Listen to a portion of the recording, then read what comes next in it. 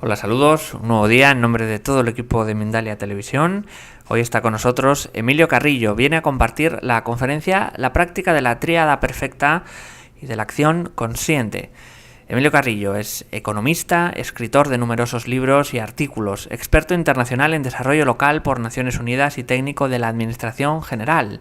Ha desplegado una amplia labor académica, política y de gestión en desarrollo económico y territorial de la hacienda pública. Ha sido asimismo profesor de diversas universidades españolas y extranjeras. A partir de una serie de experiencias vitales y de conciencia, su atención se centra en la filosofía, la historia y sobre todo la espiritualidad, campos en los que ha impartido multitud de conferencias y talleres. Recuerda que para participar en directo puedes usar el chat que hay a la derecha de tu pantalla, haciendo tus preguntas a nuestro querido Emilio, y al final de su exposición las responderá. El funcionamiento, como siempre os digo, es muy sencillo. Tenéis que poner primero la palabra pregunta en mayúsculas, seguido del país desde donde nos escribes y seguido de tu pregunta. Vamos a dar paso ya a Emilio Carrillo y la conferencia La práctica de la tríada perfecta y de la acción consciente. Emilio, ¿qué tal? ¿Cómo estás? Hola John, muy buenas, un abrazo muy fuerte, tanto para ti como para todos los amigos de Mindalia. Pues un abrazo fuertísimo también. Veo que la conexión como que se ha ido un poco Bueno, ahora se mantiene, ahora ok. Bueno, en todo caso, si hubiera algún tema técnico, tú sabes, me introduzco y te comento. En todo caso, pues como decíamos, te cedo la palabra, todo tuyo, cuando quieras. Muy bien, John, pues como decía, muchas gracias a ti, muchas gracias a Mindalia Televisión por darme esta oportunidad de acercarme a todos vosotros y vosotras, y muchas gracias por vuestra presencia.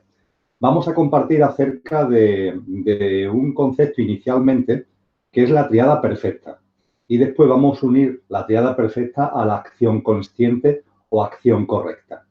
Todo lo voy a hacer de una forma muy sintética, dando oportunidad después a que en el coloquio tengamos oportunidad de extendernos más sobre aquellos aspectos que consideréis de mayor interés.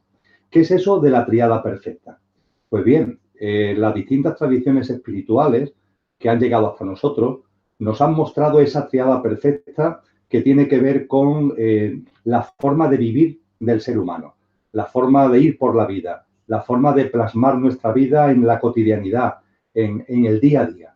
Y esa tríada perfecta tiene tres componentes: la confianza, la aceptación y el no juicio. Estamos hablando de tres componentes que cada uno de ellos tiene una enorme importancia de por sí, como ahora veremos, pero que se unen sinérgicamente y se potencian mutuamente cuando se articulan conscientemente el uno con el otro. Comenzando por la confianza en la vida, como ahora hablaremos, a continuación la aceptación y ello desembocando en el no juicio. Una vez que haya hecho esta breve aproximación a esta tríada perfecta, plantearé el hecho de si esa tríada perfecta nos lleva a la inacción o a la acción. Y como respuesta a esta pregunta, plantearé la contestación de la acción consciente, cómo la tríada perfecta deriva en una acción que Buda en el Noble Úctuple Camino denominó correcta y que otros autores han preferido denominar la acción consciente. Vamos a hablar de todo ello. El primer componente de la tríada perfecta es la confianza, y la confianza, como acabo de comentar, en la vida. Tenemos que ser conscientes que en lo que somos, en la constitución del ser humano, nuestra divinidad, nuestra conciencia pura, nuestra dimensión álmica y espiritual, como cada uno quiera denominarlo, está encarnada en un componente que a mí me gusta denominar coche. Está encarnada en un vehículo físico, emocional y mental. El yo superior no es eso. El yo superior es divino, infinito y eterno, el vuestro, el mío. Pero el coche en el que hemos encarnado, vosotros en el vuestro, yo en el mío, insisto, nuestro yo físico, mental y emocional y la personalidad a él asociada, ese coche es perecedero, no es imperecedero, sino perecedero. Y precisamente el hecho de ser perecedero, de tener fecha de caducidad, es lo que le lleva a desconfiar de la vida. No confía en la vida. En cambio, lo que nosotros somos, en nuestra divinidad, infinitud y eternidad, sí confiamos en la vida. ¿Qué es lo que sucede? Que aquí encarnado, el yo físico, mental y emocional, el coche, suele tener más peso hasta que despertemos, hasta que nos demos cuenta, hasta que tomemos conciencia, más peso que nuestro propio yo superior, que el conductor del coche. Y cuando el coche tiene más peso, se desconfía en la vida. Por tanto, una de las formas no solamente de tomar conciencia de lo que realmente somos, sino de plasmarlo en nuestra vida cotidiana, en nuestra realidad diaria, es a través de la práctica de la confianza en la vida. Y cuando el pequeño yo aparezca en escena poniendo en cuestión esa confianza, que es poner en cuestión a la propia vida, tenemos que decirle que se calle, que él de esto no entiende, que su forma, que su capacidad de mirada, que su capacidad de visión es limitada y que de esa forma es por lo que precisamente ve la vida, la concibe con esa desconfianza. Y nosotros tenemos que hacer de manera consciente, tenemos que plasmar una visión basada en la confianza. Esa confianza en la vida, además, está llena de sentido común. Creo que esto es muy importante. El sentido común no lleva a desconfiar de la vida, lleva a confiar en la vida. Y os pongo dos prácticas de sentido común para que nos podamos dar cuenta de esto. La primera práctica es de la pizarra, la segunda práctica de la ventana. La pizarra es muy sencilla. Como son los años que van pasando a lo largo de tu vida, una cronología, ve poniendo importantes de tu vida. Aquellas cosas que han significado algo, que Emilio, parece que tenemos ciertos problemas de conexión. No sé si me escuchas, Emilio. han tenido un peso especial. Emilio, ¿me escuchas? Sí. De tu vida. Emilio. Bueno, pues cuanto más se mente... Emilio, sí. ¿me escuchas? Sí, parece que hay ciertos problemas de conexión. Bien. Emilio, ¿me escuchas? ¿Sí? ¿Me oyes? Hola, hola, hola, hola. Parece que bueno que está Emilio intentando encontrar un sitio que tenga mejor cobertura. Vamos a esperar unos segunditos. Sí, John, ¿qué tal? Sí, ahora parece que se entrecortaba, por eso entró en directo, más que nada para... Sí, claro, yo te lo agradezco. Sí, porque estaba ahí como que... quizá aquí sí parece que va... Aquí estás, entiendo, más cerca del router, ¿correcto? Efectivamente. Vale, ¿Ahora qué pues tal, John? vamos ahí a intentar desde ahí. No sé si tienes alguna lucecita para que se vea un poquito más, una bombilla, un algo. Donde me he movido tengo menos luz. Una lamparita o algo para que te dé un pelín más de luz, quizás. Un segundo. Bueno, espectadores, estas son cosas del directo. Las conexiones de internet tienen estas cosas que a veces nos juegan las malas pasadas, pero bueno, vamos a intentar solucionarlo en cuanto pueda. Está Emilio en ello, solucionando para que lo podáis ver bien y oír bien también. Así que en unos segunditos estamos con todos vosotros.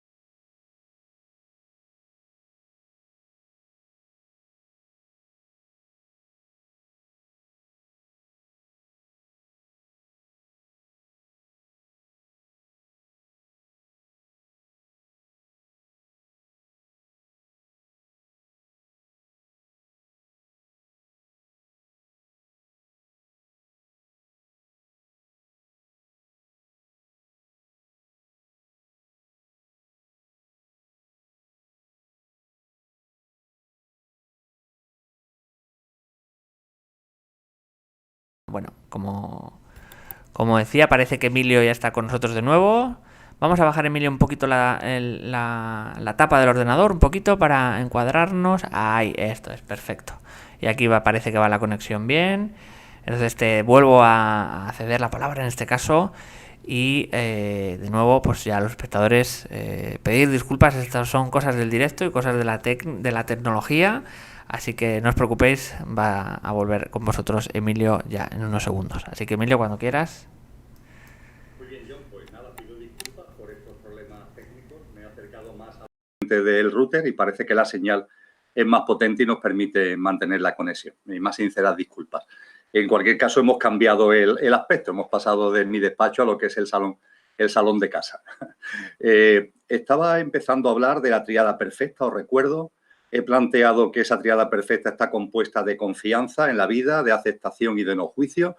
Y también esquemáticamente en la introducción señalaba que cuando analicemos esa tríada perfecta plantearemos una pregunta a partir de ella y es si la confianza, la aceptación y el no juicio nos llevan a la inacción o a la acción. Y decía que la respuesta que vamos a plantear es una acción consciente. Pues bien, habíamos empezado a hablar de la confianza, habíamos empezado a hablar de la confianza en la vida.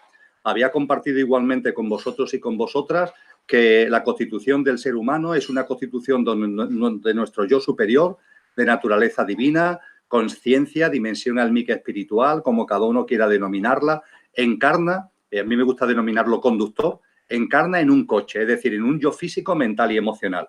Y ese coche es perecedero, ese coche no es imperecedero, inmortal como nuestro yo superior. Y debido a ello, el coche desconfía en la vida. ¿Por qué es imperecedero? Hay que entenderlo. Pero claro, nosotros de manera consciente no podemos seguirle el juego al coche, sino que tenemos que poner el coche a nuestro servicio, no nosotros al servicio de él. Cuando desconfiamos de la vida, estamos al servicio del coche. Cuando confiamos en la vida, el coche lo estamos poniendo a nuestro servicio. Habíamos llegado a un punto en esa exposición donde señalaba que la confianza en la vida es consecuencia del sentido común. Hay gente que considera que el sentido común lleva a desconfiar en la vida, pero no, el sentido común lleva a confiar en la vida. Y os proponía dos prácticas para darnos cuenta de esto, la práctica de la pizarra y la práctica de la ventana. Con relación a la práctica de la pizarra, consiste en una pizarra de izquierda a derecha, cronológicamente, como si fueran los años que vamos viviendo, vamos colocando aquellos hitos, personas, acontecimientos, situaciones, hechos que han tenido significación, que han marcado nuestro devenir, que han ido siendo hitos importantes y fundamentales en nuestra vida. Una vez que hemos hecho eso, lo podemos hacer en unos pocos minutos, nos damos cuenta que esos hechos, esas personas, esos acontecimientos, según la mente concreta que pertenece al coche, tiene signo positivo o tiene signo negativo. ¿Nos ha gustado o no nos ha gustado? ¿Han sido experiencias gratas o han sido experiencias desagradables? ¿Han sido experiencias de alegría o de tristeza? Y en función de eso nuestra mente le pone el signo positivo o le pone el signo negativo. Pues bien, la siguiente parte del ejercicio consiste en que ahora que tenemos esa pizarra con los hechos e hitos, con su signo positivo o negativo, nos fijamos en los negativos. Centramos nuestra atención en los negativos. ¿Para qué? Pues para darnos cuenta, y cuanta mayor perspectiva vital por número de años tengamos, más fácil es darse cuenta, nos damos cuenta que eso que calificamos de negativo, cada uno de esos acontecimientos han tenido un porqué y un para qué en nuestro desarrollo vital. Podemos percibir que aquella puerta que se cerró y que calificamos ese hecho, esa persona, esa situación de negativo, sirvió para que se abriera otra puerta, para que se abriera otra puerta, para que se abriera otra puerta, que ha sido muy importante en el devenir de nuestra vida. Nos damos cuenta igualmente que aquel desencuentro que nuestra mente calificó de negativo fue necesario, absolutamente imprescindible, tuvo su porqué y su para qué, para que a partir de ese desencuentro tuviéramos un nuevo encuentro que dio lugar a un nuevo encuentro, que dio lugar a un nuevo encuentro, que ha sido fundamental en el devenir de nuestra vida. Es decir, la práctica de la pizarra nos permite contemplar nuestra vida con perspectiva y darnos cuenta que lo que hemos calificado de negativo en el corto plazo, en el momento en el que se producía, sin embargo, ha tenido una trascendencia vital, ha tenido unas consecuencias importantes en clave de crecimiento y en clave de evolución a lo largo de nuestra vida. Esa es la práctica de la pizarra, donde el sentido común aplicado a nuestra vida nos enseña una perspectiva vital que nos aporta esa confianza. Y en cuanto a la práctica de la pizarra, tenéis distintos vídeos aquí en Mindalia donde me detengo en ella. No voy ahora a hacer todo el recorrido completo, pero es muy sencilla. Es asomarte a la ventana de tu casa por la noche, un día que se vean algunas estrellas, que no esté demasiado nublado, y contemplar el firmamento. Y contemplando el firmamento, la práctica comienza diciendo: aquí estoy yo en el balcón de mi casa o en la ventana de mi casa. Y a partir de ahí recordar lo que la visión de ese firmamento y la ciencia que nos habla de ese espacio exterior nos indica. Es decir, Aquí estoy yo en la ventana de mi casa, yo soy un ser humano, es decir, un miembro de una especie que habita el planeta Tierra, que es la humanidad, que tiene 7.800 millones de componentes y yo soy uno de ellos. Y la humanidad no es sino una especie de las decenas de millones de especies de vida que hay en el planeta Tierra, cada una de ellas con cientos de millones o miles de millones de componentes. Y todos estamos en un planeta que tiene 5.000 millones de años de vida y que tiene la extraña manía de girar sobre sí mismo a tanta velocidad que ni nos damos cuenta, además de girar en torno a esa estrella que denominamos el Sol. Y el Sol tiene otros planetas que junto con la estrella, junto con la Tierra, desde hace miles de millones de años, giran en torno a ella en rotaciones y en ciclos perfectos. Y ese Sol es una estrella de una galaxia, la Vía Láctea, que tiene 200.000 millones de estrellas. Y ese Sol está moviéndose elípticamente en el centro de la galaxia como todas las otras 200.000 millones de estrellas con sus respectivos sistemas planetarios y todas a una enorme velocidad, a más de 100.000 kilómetros por hora. Todas esas 200.000 millones de estrellas con el Sol y su sistema planetario pertenecen a la Vía Láctea. Pero es que la Vía Láctea es una galaxia, una de los 7.000 millones de galaxias que, según la ciencia, configuran el universo conocido, al que se le atribuyen casi 14.000 millones de años de vida y que lo componen unos 7.000 millones de galaxias. Y cada una de estas galaxias tiene cientos de miles de millones de estrellas o más, porque la galaxia Andrómeda, que está relativamente cerca de la Vía Láctea, ella sola tiene 1 billón, con B, 1 billón de estrellas. Y todas estas galaxias se mueven con mucha rapidez por el firmamento, por el universo, y conforman el universo conocido. La ciencia nos dice que puede ser que haya otros universos, pero nos quedamos en en el conocido, y le damos a la moviola. Un universo ilimitado de casi 14.000 millones de años, con 7.000 millones de galaxias que se mueven en ciclos perfectos y se expanden a una enorme velocidad.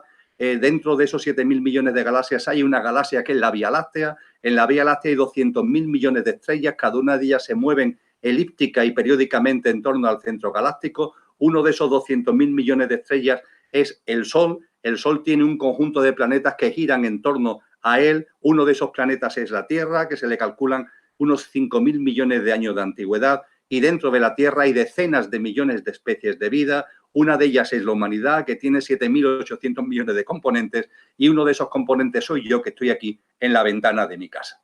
Y cuando ya he llegado a ese punto, la práctica termina cogiendo el dedo, señalando el firmamento y diciendo con la mayor tranquilidad, pero en voz alta para que lo escuchen los vecinos, pues aquí, señalando toda esta inmensidad que acabo de describir sintéticamente, aquí hay algo que no funciona, aquí hay algo que hay que cambiar, aquí hay algo que habría que modificar. Claro, ¿eso para qué lo hacemos? Pues para reírnos. ¿Para reírnos de quién? De nosotros mismos. Porque solamente una perspectiva egoica puede decir semejante sandez. La naturaleza, el firmamento, la vida entera nos está diciendo, nos está indicando que todo está en su sitio, que todo tiene su sentido, que todo tiene su porqué y su para qué, que no hay casualidades, que no hay sincronicidades.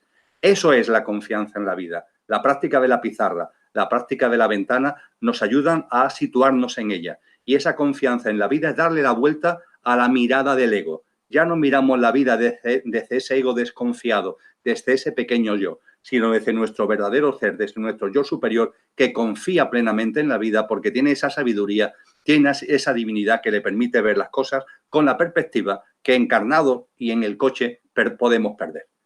Dicho esto, pasamos al segundo elemento de la tríada perfecta, la aceptación.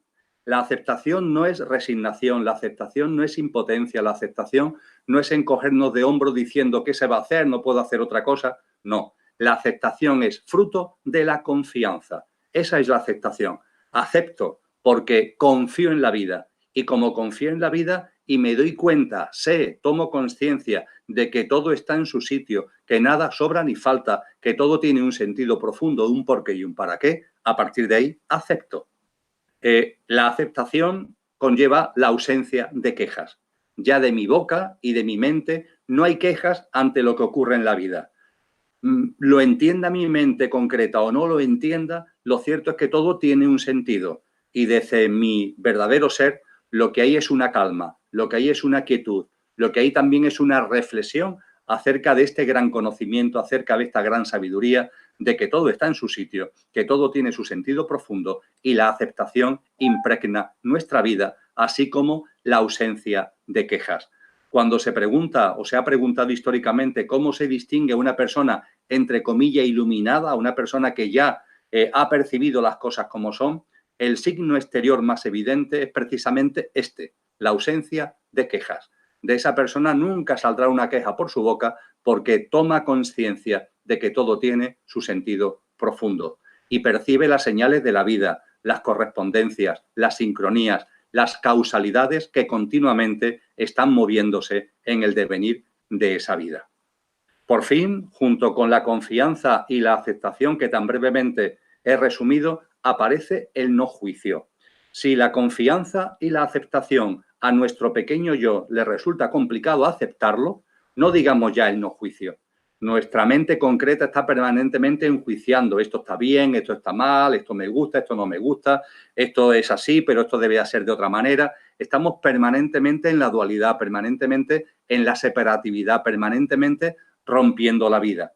El no juicio es consecuencia de que confías y de que aceptas. Y cuando confías y aceptas, no hay juicio. Te das cuenta, por ejemplo, que cada persona está en el estado de consciencia que está. Todos estamos avanzando en el sendero de la autoconsciencia, en nuestra evolución en consciencia y espiritual. Y cada uno está en el punto kilométrico que está y actúa en consonancia con ese punto kilométrico. Hay personas que han recuperado más la memoria de su verdadero ser, que han empezado o hemos empezado a salir del Alzheimer, de la amnesia sobre lo que verdaderamente somos. Pero hay otras personas que están todavía identificadas absolutamente con el coche, en un Alzheimer absoluto de lo que realmente es, identificados con su pequeño yo.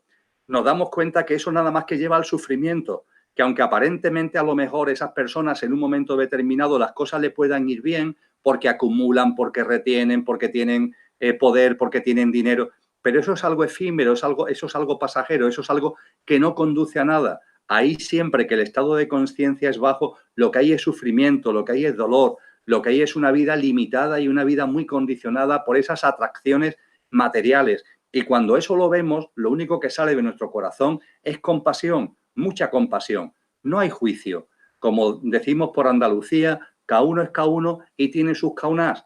Y desde esas caunás es la muestra exterior del estado de conciencia de cada cual. Y cada persona tiene derecho a vivir según su estado de conciencia, igual que lo tenemos nosotros.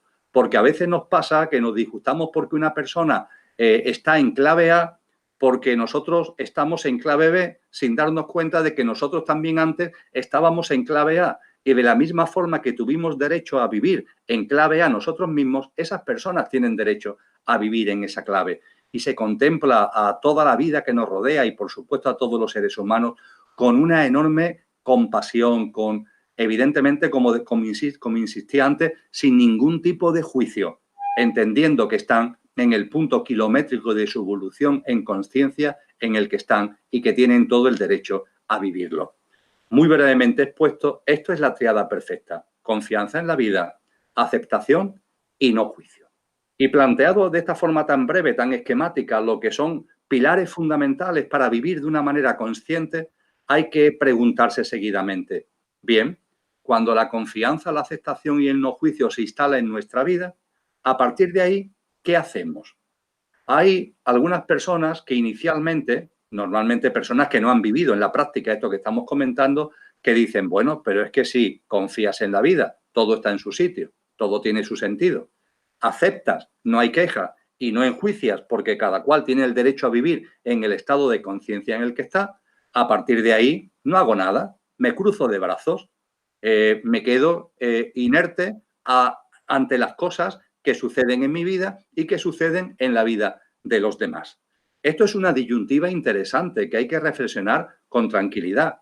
¿La tríada perfecta lleva a la inacción o a la acción?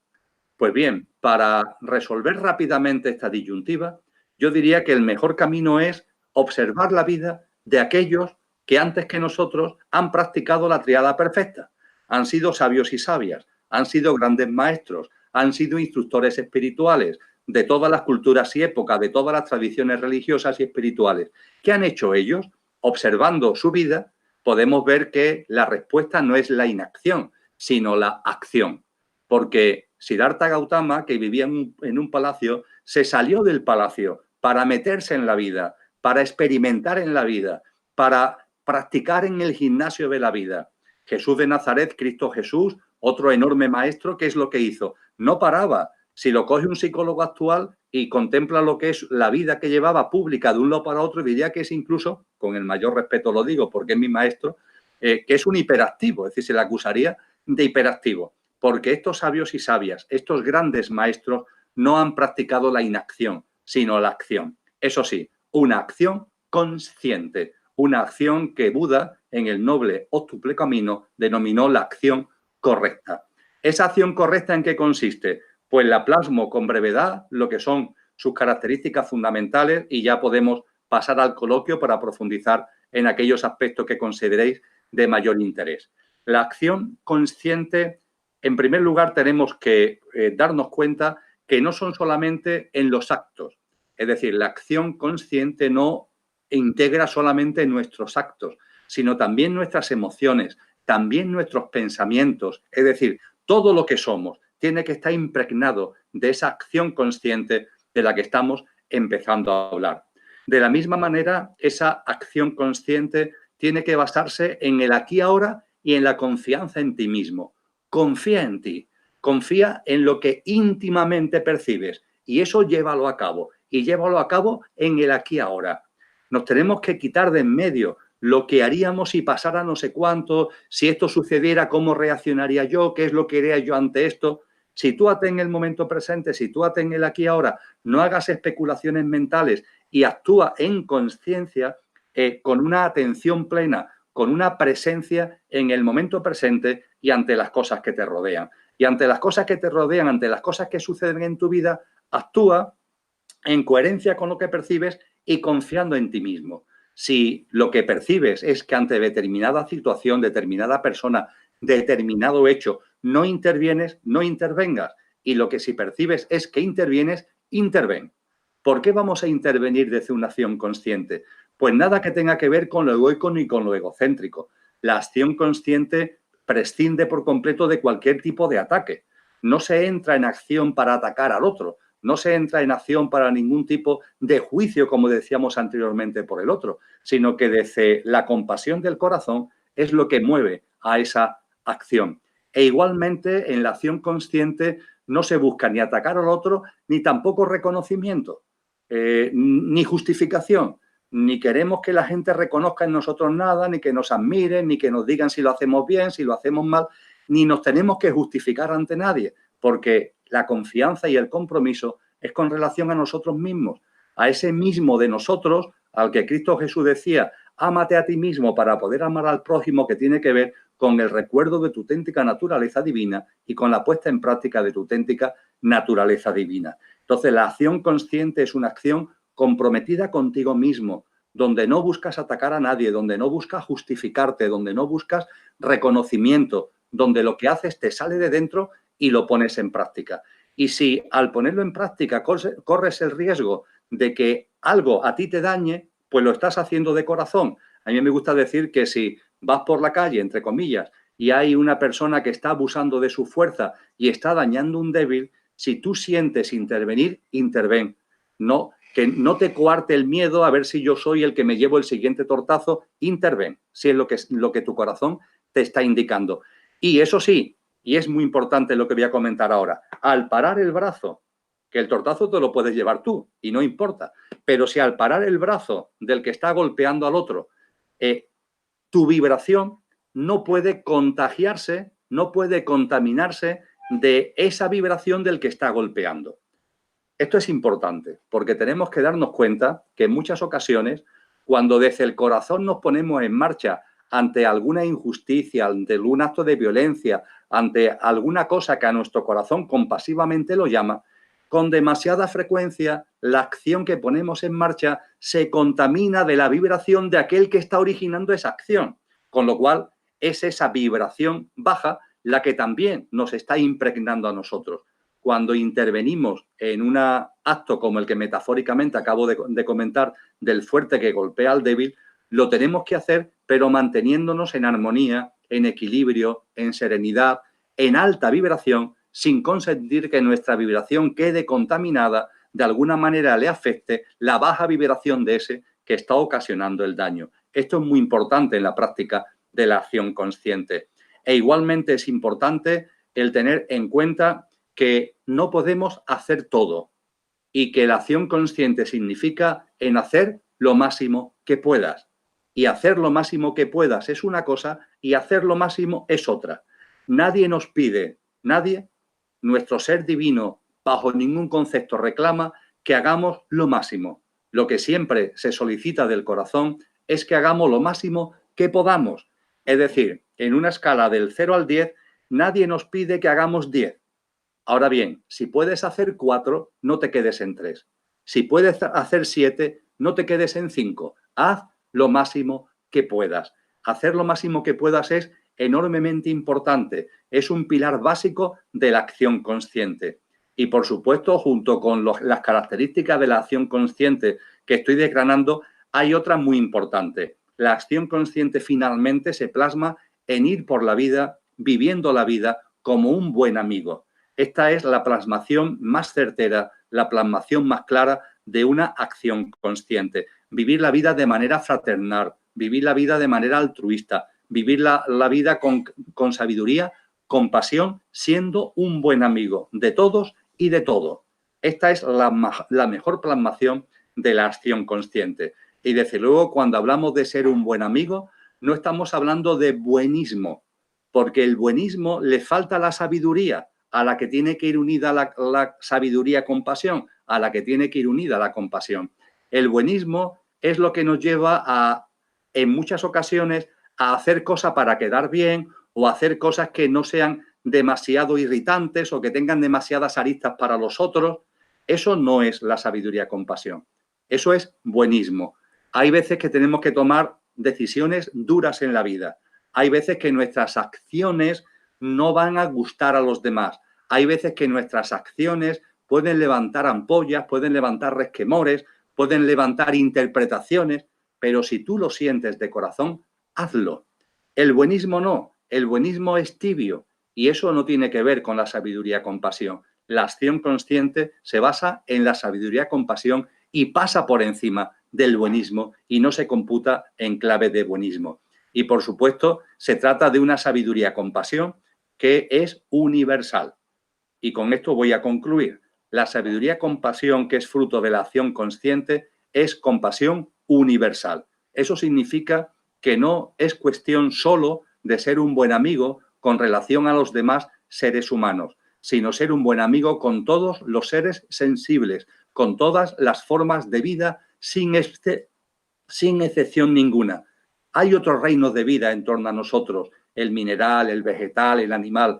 La compasión tiene que englobar a todos estos reinos sin excepción. Y esto conlleva un compromiso serio en la vida para vivirla sin dañar a otras formas de vida, ni en nuestra alimentación, ni de ninguna otra manera. Si no, la acción consciente se queda en mera palabrería. Si no, la conciencia se queda en mera incoherencia. Es absolutamente imprescindible que la acción consciente culmine en esta compasión universal, donde no se hace distingos a la hora de que esa compasión llegue a un ser humano, a un animal, a cualquier ser sensible, a cualquier forma de vida.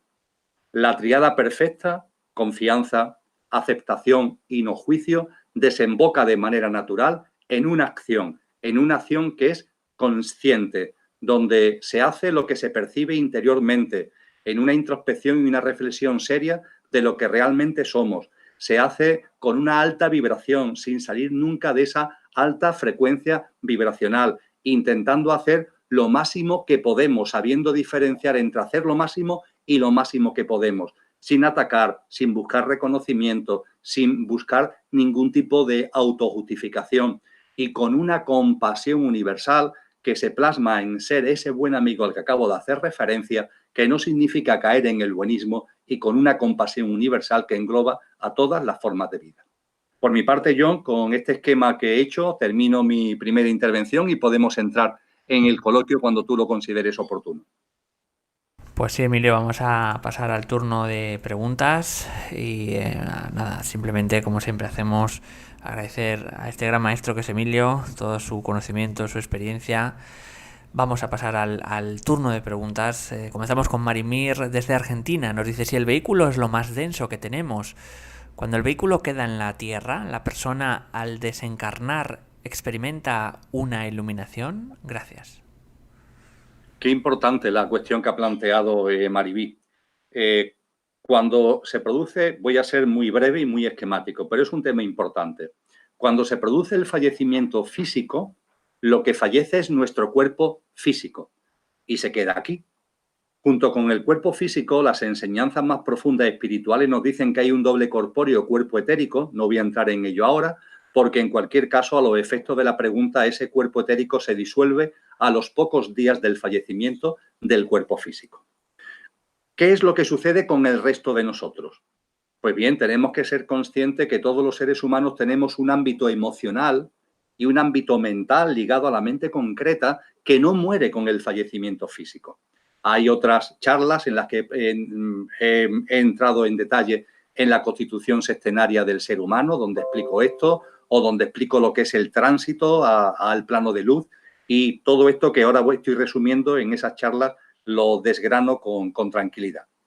Ahora lo que me interesa destacar es que cuando el cuerpo físico muere, nuestro ámbito emocional y mental no muere. Está llamado a disolverse, pero esa disolución puede ser más o menos lenta o más o menos rápida en función de lo mayor o menor densificado que por nuestra práctica de vida lo tengamos. Si tenemos una vida egocéntrica y egoica, nuestro ámbito emocional y mental suele estar densificado y se tarda un tiempo en un estadio intermedio que hay entre el plano de la vida física y el plano de luz. Desde que morimos, salimos en dirección al plano de luz, el cielo de los cristianos, el Devachan de los orientales, pero hay que pasar un espacio intermedio, y ese espacio intermedio es donde hay que diluir este ámbito emocional y mental al que acabo de hacer referencia, y podemos estar más o menos tiempo en ese tránsito en función de lo densificado que tengamos ese ámbito emocional y ese ámbito mental. Eso sí, ese ámbito emocional y mental están llamados a disolverse y que de esa forma lleguemos al plano de luz. ¿Qué es lo que entra en el cielo, en el Devachan, en el plano de luz? Lo que genuinamente somos, nuestra dimensión álmica y espiritual, el conductor al que he hecho referencia. Y aquí hay algo enormemente importante con relación a lo que ha planteado Maribí. Cuando llegamos al Devachan, ¿qué es lo que hacemos? Integrar las experiencias en sentido amplio que hemos vivido en la vida anterior. Integrarlas en conciencia. Nuestra alma, que forma parte de nuestro yo superior, se alimenta, va creciendo. Jesús de Nazaret en Mateo 25 habla de una lámpara de aceite que hay que ir llenando. Esa lámpara de aceite se va llenando de vida en vida con los comportamientos, con los actos, con las emociones, con los pensamientos, con las actuaciones, con las acciones que vamos desarrollando. Y para que la lámpara de aceite se llene, tienen que ser vivencias y experiencias cuya cualificación vibracional tenga sintonía con la de nuestra alma. Y nuestra alma tiene una alta frecuencia vibracional. Esto significa que nuestra alma se va a ir llenando de experiencias, pero siempre que esas experiencias tengan alta vibración. Altruismo, generosidad, comprensión, tolerancia, todo lo que hemos hablado acerca de la acción consciente, por ejemplo, todo eso ayuda a que cuando llegamos al plano de luz e integramos lo que ha sido nuestra vida anterior, se integre en términos de crecimiento del nivel de aceite, de la autoconsciencia, del nivel de consciencia de nuestra alma. Y la iluminación no se consigue, ni mucho menos cuando se fallece. Cuando se fallece, lo único que hacemos es cosechar lo que hemos sembrado en esta vida. Hay personas que creen que cuando desencarnamos sucede algo que entonces damos un salto o tenemos una conciencia que no teníamos cuando estábamos encarnados. Eso no es así. La cosecha que se hace en el Devachan, la cosecha que hace nuestra alma cuando estamos en el plano de luz, es según lo que hemos sembrado en la vida física. Y es así como a través de una serie de cadenas de vida estamos llamados a ir llenando la lámpara de aceite, a ir llenando nuestra alma de nutrientes concienciales que le permitan crecer en autoconsciencia. ¿Podemos pasar a otra cuestión, John? Nos sigue preguntando Marimir. Vamos a intentar dentro de lo posible ser más concisos porque si no hay muchas preguntas, pero nos preguntaba también si el hombre despierta a que es parte de todo el espectro galáctico. ¿Qué le pasa? ¿Abre la conciencia en un segundo y se evapora? No, en absoluto. En primer lugar, yo diría que tendríamos que centrarnos más en el aquí y ahora. Es decir, esta experiencia es una experiencia, la experiencia de realización en la unidad, la experiencia de una conciencia de unidad. Eso sucede cuando nuestra lámpara de aceite se ha llenado mucho, cuando nuestra lámpara de aceite está ya prácticamente para rebosar. Y yo lo que diría es que, bien, eso llegará cuando llegue, pero queda tanto, queda tanto. El tener cualquier tipo de percepción al respecto queda tanto, que ahora donde tendríamos que centrarnos es precisamente en cómo vivimos nuestra vida en el aquí y ahora para ir echando semillas que permita una cosecha que cuando desencarnemos a nuestra alma le permita recoger algo de cosecha, le permita crecer, por tanto, en conciencia. Y cuando nos planteamos ese tipo de formulaciones, que lo digo con el mayor respeto, son muy vagas, son muy etéreas, lo que hacemos es diluirnos, lo que hacemos es abstraernos, lo que hacemos es quedarnos fuera de lo que realmente importa. Ha habido grandes maestros que nos han hablado de estas percepciones de unicidad, de estas percepciones de unidad. Por supuesto que nuestra divinidad en algún momento aflorará de tal forma que nos daremos cuenta plenamente de que todo es uno, de que la vida es una, de que cualquier sensación de separación, de individualidad, es simplemente una ilusión. Llegará, sin ningún tipo de duda, pero llegará en su momento, será consecuencia del discurrir por un sendero. Y ahora lo importante es cómo conseguimos avanzar por ese sendero. Y eso significa el aquí ahora. Y un aquí ahora donde esa confianza, esa aceptación y ese no juicio y la acción consciente de la que he hablado, entiendo que es absolutamente fundamental. Seguimos, John. Juan Pablo Martínez nos dice: hola Emilio, desde Argentina. Por favor, ¿podrías decirme algo de Kundalini? Me cuesta encontrar información. Te admiro mucho. Un abrazo. Pues muchas gracias. Lo que son las energías que hay en el universo, hay tres grandes energías. La energía Fohat, la energía del prana y la energía Kundalini. Todas están en el ser humano, pero hay una que es propia del ser humano.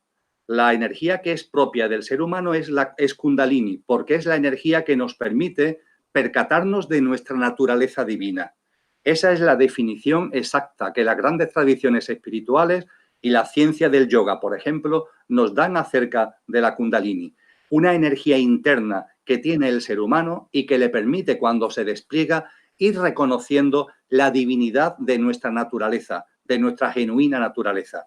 Por tanto, la Kundalini es la energía que el ser humano tiene y que le permite ir impulsando experiencias, vivencias, discernimientos, comprensiones, acciones que le van sacando de la amnesia, que le van sacando del Alzheimer, que le van sacando del olvido de su auténtica naturaleza, recordando cada vez más que no es el coche, sino que es el conductor. Esta es la esencia de Kundalini.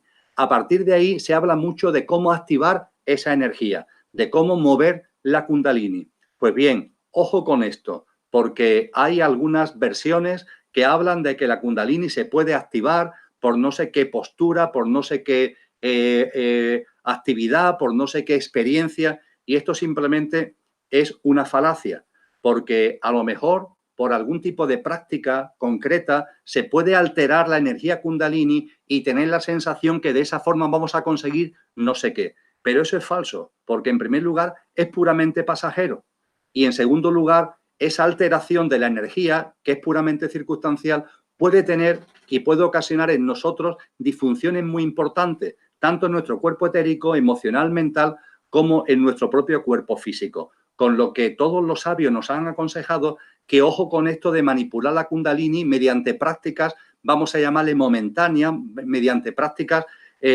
puramente pasajeras. Y lo que se nos aconseja es que vayamos activando la Kundalini mediante una práctica de vida, una práctica cotidiana, una práctica de ser ese buen amigo, una práctica de ir sembrando una manera de ir por la vida llena de alta vibración, llena de compasión, llena de comprensión, llena igualmente de una serenidad emocional, de una serenidad mental, y que es así como la Kundalini, que es esa energía interna que nos va a permitir descubrir nuestra auténtica naturaleza se va activando gradualmente y se va activando verdaderamente. Podemos seguir, John. Vanessa M. desde España. La confianza en la vida y en ti misma, llevada a la práctica de la vida cotidiana, implica tomar acciones o palabras que sientes emanadas de tu corazón, a pesar de no ser bien vistas para terceras personas. Cuando confías, ¿estás en sintonía con el universo? Vanessa, lo has expresado de una forma que yo no puedo mejorar. Efectivamente es así. Hago mía tus palabras y te digo de corazón que efectivamente es así. En la acción consciente, la confianza en ti misma, el no estar pendiente de lo que los demás digan, etcétera, etcétera, todo lo que tú has dicho espléndidamente están en la base y en la razón de ser de la acción consciente. Así que, haciendo mía las palabras de Vanessa, podemos plantear otro asunto, John. Continuamos, en este caso seguimos con Manuel Fernández en España. Nos dice cuál es la correcta acción en relación con la violencia. Muy sencillo. La violencia que pueda haber en nuestro entorno, lo que tenemos que hacer, o por lo menos lo que yo haría cuando la tengo delante, es intentar que esa violencia origine el menor daño posible. Y claro, la violencia se plasma de muchas formas. Puede ser un maltrato doméstico, puede ser cualquier tipo de abuso de un fuerte sobre un débil, como he comentado en mi primera intervención. Sus manifestaciones son muchas. Lo importante es lo que estás viviendo en el aquí y ahora, a continuación lo que estás sintiendo en tu interior de la forma que Vanessa antes señalaba, y cuando tú sientes en tu interior intervenir, interven. ¿Con qué objetivo? De minorar el daño, no puede ser otro.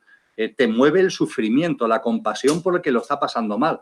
No te mueve el odio hacia el que está causando la violencia, sino la compasión por el que está sufriendo a causa de esa violencia.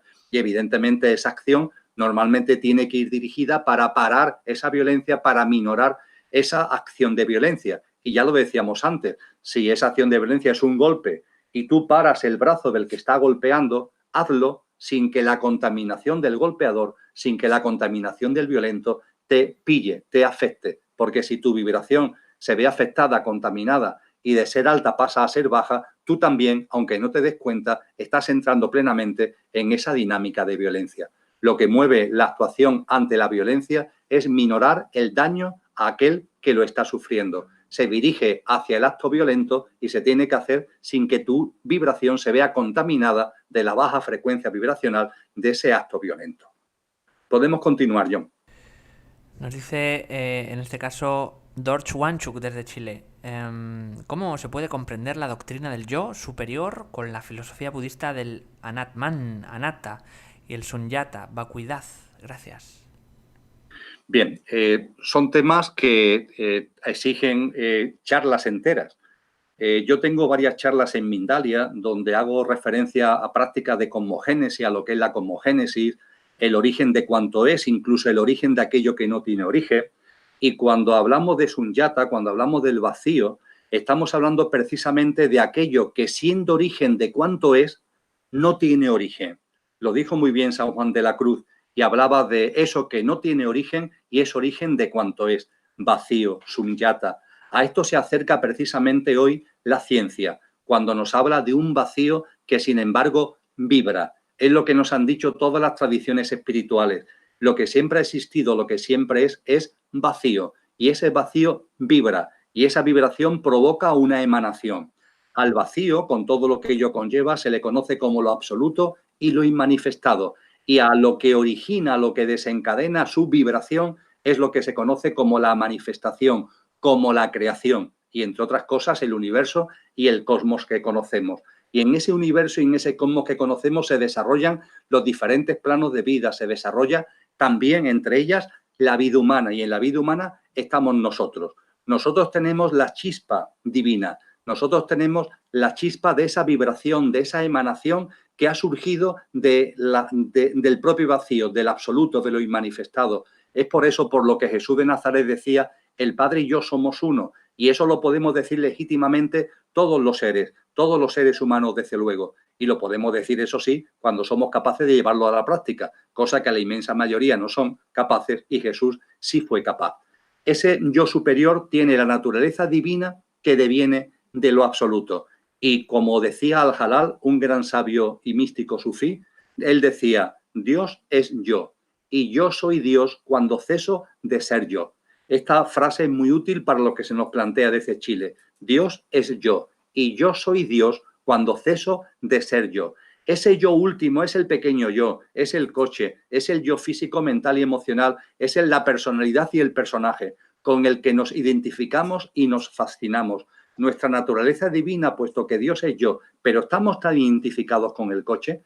En cambio, cuando Dios es yo y ceso de ser yo, es decir, ceso en la identificación, fascinación por mi personaje, por mi pequeño yo, eso hace que aflore el yo superior y comienza, por decirlo gráficamente, la vuelta a casa. Es una vuelta a casa de eones de tiempo, donde nuestra dimensión espiritual vive experiencias múltiples en cantidad de planos, en cantidad de experiencias auténticamente maravillosas y asombrosas. Y finalmente se producirá una vuelta al hogar. Es lo que la ciencia llama que el universo se expande, pero se contraerá. Esto está dicho en todas las corrientes espirituales antiguas que nos hablan de una expansión, Manvantara, y de una contracción, Pralaya. Y ahí volveremos al hogar. Y esa chispa divina volverá a la llama, esa chispa divina volverá a la hoguera de donde procede y de la que realmente nunca se separó. Es un proceso precioso de descenso en la materia y de vuelta al hogar. Es un proceso francamente precioso. Y todo tiene su sitio. En lo manifestado,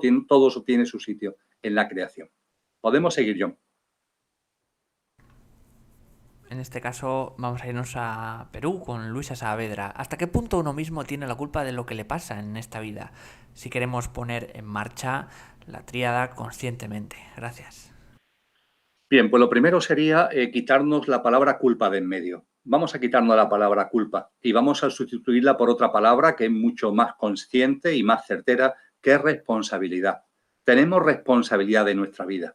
El día que el ser humano se dé cuenta de que es responsable de su vida, la vida cambia por completo. Pero nada en lo que sucede en la vida, nada de lo que nos ocurre es casual. Todo tiene un sentido profundo y ese sentido profundo tiene que ver con nosotros mismos. Tanto lo que a nuestra mente le gusta como a nuestra mente no le gusta. El ser humano debería darse cuenta de que cuando aparecen noches oscuras en la vida, cuando aparecen sapos en la vida, como ocurre en los cuentos infantiles, esos sapos aparecen por algo y si en lugar de rechazarlos lo abrazáramos, nos daríamos cuenta que esos sapos son un regalo, el príncipe, la princesa de los cuentos infantiles que han llegado a nuestra vida como factor de impulso. ¿Factor de impulso para qué? Siempre la respuesta es la misma, para que vayamos recordando lo que somos, para activar nuestra conciencia sobre nuestro verdadero ser, para que vayamos viviendo cada día de una manera más consciente, más plena, también más armónica, más serena, con una mayor frecuencia vibracional, más amorosa, siendo un mejor amigo, más comprensivo, más empático. Para eso están sucediendo continuamente cosas en nuestra vida que tienen que ver con nosotros mismos porque siempre que aparecen están en clave de nuestro crecimiento como personas, de nuestro desarrollo en conciencia y de nuestra evolución espiritual. Esa es la verdadera razón de ser de la vida y de todo lo que en la vida acontece. Podríamos seguir, John. Vamos a continuar con las últimas preguntas, en este caso la última pregunta. Y nos dicen, estoy mirando las preguntas porque algunas se han repetido también, y nos dice Walter 3637, es una pregunta que siempre nos hacen los espectadores, pero que siempre, quizá por su universalidad, debemos decirla, desde Uruguay nos dice: ¿cómo distingo la acción de la mente a la del ser? Pues permíteme que lo conteste así. Es enormemente sencillo, enormemente sencillo. Cuando el mí está por medio, es una acción del coche, de la mente concreta, del ego. Cuando cualquier atisbo de egoísmo o de egocentrismo está por medio, está el coche y no el conductor por medio. Cuando hay cualquier injerencia de desconfianza en la vida, cualquier necesidad de protección, cualquier necesidad de control, y no digamos ya cualquier sentimiento que tenga que ver con envidia, con codicia, etcétera, etcétera, lo que está ahí por medio es siempre nuestro pequeño yo y no lo que verdaderamente somos. Cuando actuamos y esa actuación está llena, por ejemplo, de que las cosas tienen que ser lo que yo quiero, como yo quiero, cuando yo quiero, donde yo quiero, eso es un síntoma perfecto de que está nuestro pequeño yo, nuestro ego por medio y no nuestro yo superior.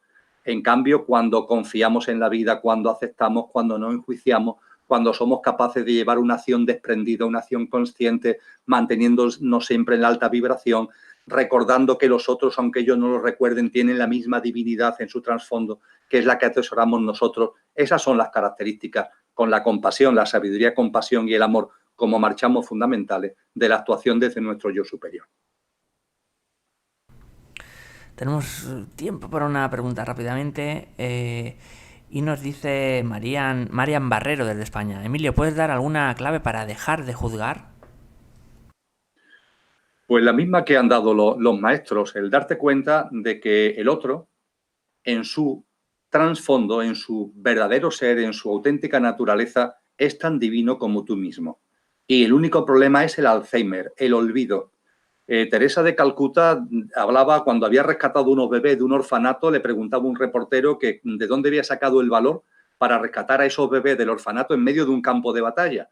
Y ella decía, bueno, es que realmente esos bebés son también yo, puesto que la divinidad que ellos atesoran es la misma divinidad que tengo yo. Estamos unidos y somos lo mismo en la divinidad. Y le preguntó a continuación, ¿y esos soldados que han estado a punto de matar a los niños y han estado a punto de matar a vosotras mismas, se refería a ella y otras hermanas de su congregación, ¿qué tienes que decirnos? Y ella decía algo muy sencillo, pues lo mismo, lo que tengo que decir es lo mismo, también tienen esa misma divinidad, lo único que ocurre es que ellos no lo recuerdan, ellos no lo saben, pero yo sí, y como yo sí lo sé, yo tengo la capacidad suficiente para que mi amor llegue a esos bebés y también llegue a esos soldados. Lo cual no significa que me cruce de brazos, puesto que acabo de meterme en un campo de batalla para minorar el dolor que esos soldados provocan e intentar salvar la vida a estos pequeños. Pero lo he hecho sin quedar contaminada por la vibración de los soldados y en la comprensión profunda de que en su ser interno, en su verdadera naturaleza, atesoran la misma divinidad que yo. Yo ya lo sé, yo ya lo he recordado, yo he salido del Alzheimer y ellos simplemente continúan en el Alzheimer. Eso no justifica sus actos, pero sí hace que mi mirada hacia ellos esté llena plenamente de amor.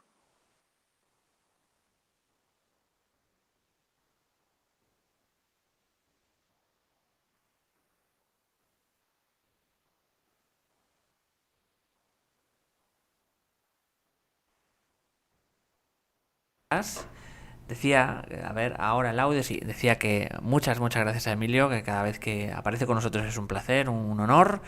Y también decía que habíamos llegado a el final del espacio, el final de las preguntas. Si te ha gustado la charla de nuestro invitado, la temática, puedes agradecerlo dando a ese me gusta debajo de este vídeo. Y haremos lo posible por traer más charlas de este tipo. Antes de terminar, vamos a dar unos segunditos a Emilio para que se despida de todos vosotros. Pues un gran abrazo a todos y a todas. Muchísimas gracias por esta participación. A los que habéis intervenido, a los que no habéis intervenido, muchísimas gracias de corazón. Y, por supuesto, a ti, John, y a través de ti, a Mindalia, por abrir esta ventana que maravillosamente ponéis a disposición de tantas personas. Muchas gracias. Muchas gracias de nuevo, Emilio. Vamos a acabar ya el espacio, por desgracia. Recordaros simplemente que, como os digo, podéis colaborar con nosotros suscribiéndose a nuestro canal de YouTube. Y para finalizar, como siempre os digo, a todos los que hacéis posible esto día a día, a todos los que estáis ahí detrás, muchísimas gracias y hasta la próxima conexión de Mindalia en directo.